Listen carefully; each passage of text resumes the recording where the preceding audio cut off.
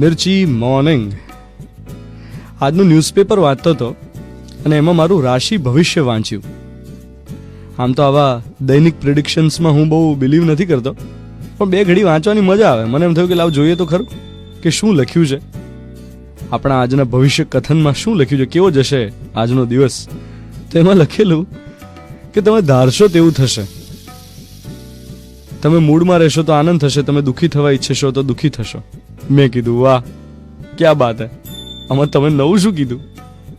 આ તો મારી રાશિ હટાવી દો અને કોઈને પણ કહો તો લાગુ પડે એવું જ છે ને, કે તમે મૂડમાં હશો તો આનંદ થશે અને દુઃખી થવા ઈચ્છશો તો દુઃખી થશો.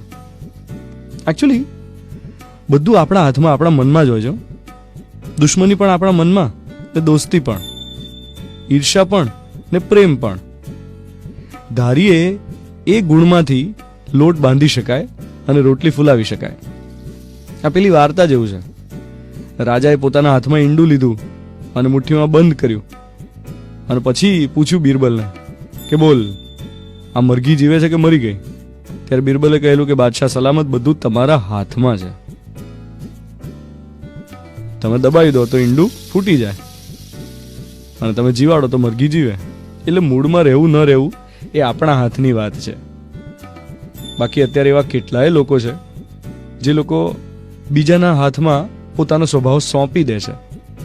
હા, પોતાનો આખો સ્વભાવ બીજાને સુપ્રત કરી દીધો હોય. બીજા કરાવે એમ કરતા હોય, જાણે બીજાને ઈશારે કઠપુતલીની જેમ નાચતા હોય કે આજુબાજુના આધારે તમારો મૂડ નક્કી થાય. એવું તો કેવું, તમારો પોતાનો મૂડ તમારા પોતાના હાથમાં છે. તમે જુઓ, હમણાં જ્યારે આ ફેમિલી ફંક્શન્સ ગયા, બધા તહેવારનો ટાઈમ હતો, એ વખતે આખું ફેમિલી સાથે બેઠું હોય, પણ એક જણ એવું હોય જે ફેમિલીની સાથે ખાલી બેઠું હોય પણ એનું ધ્યાન મોબાઈલમાં હોય. એણે પોતાની જાતને સમર્પિત કરી દીધી છે મોબાઈલને, સોશિયલ મીડિયાને. એનું આખું બિહેવિયર નક્કી કરે કોણ? તો કે પેલી ફેસબુક અને ઇન્સ્ટાગ્રામની દુનિયા. અરે આવું તો કેવી રીતે ચાલે? આજનો મોર્નિંગ મંત્ર એ જ છે કે આપણે ધારીએ એ થાય.